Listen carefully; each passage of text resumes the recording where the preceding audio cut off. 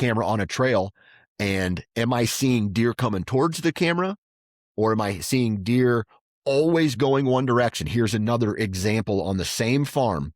I have a camera on a trail, and this trail leads to destination food.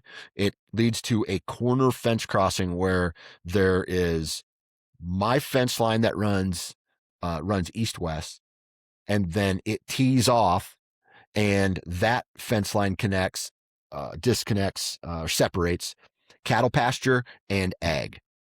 And so they cross right at that T-post. And then there's a fence line's been kind of brought down, and like a tree fell on the fence. It makes it a very easy crossing for these deer, and it's just a money spot. I've had trail cameras on that fence crossing before, but on that particular trail, the deer are only coming back through that trail in the mornings. Them heading to destination food in the evenings, there's no deer activity, but they always are coming back on that trail to bedding.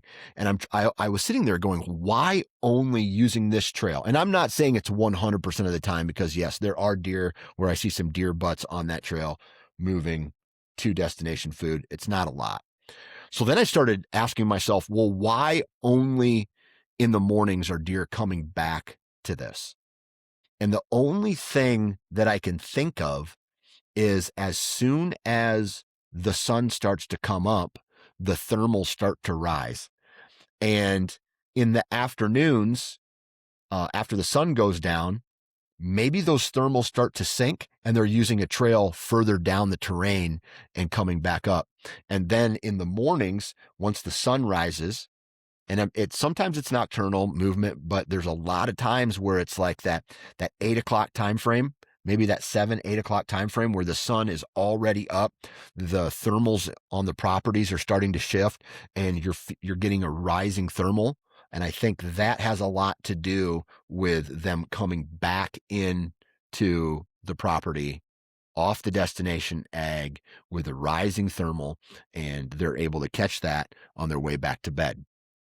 So trail cameras have helped me identify that. And remember, again, I was doing all of this stuff back in the day, and even a lot on the properties, the one property that I still hunt, which is a river bottom property. I have no cellular service in the bottoms, and I'm still running SD card trail cameras up there. And it's just how I've been doing it for all these years.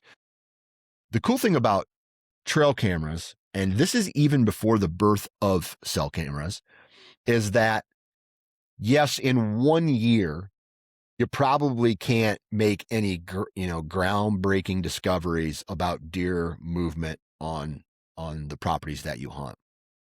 But you start getting 3 years, 4 years, you start to see what happens when acorns come in versus when they don't, versus crop rotation, versus drought, versus weather, or, like drought versus wet weather, floods.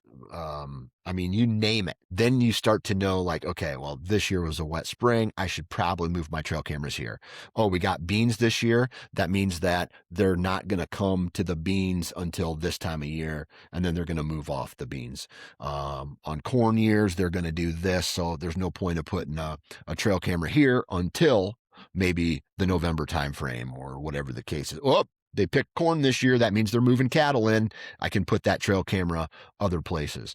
So that's a very long way of saying that I personally am trying to be as efficient as possible with my trail cameras, and putting them in places that they're going to help me get closer to shooter caliber deer, whether they're cell cams or not.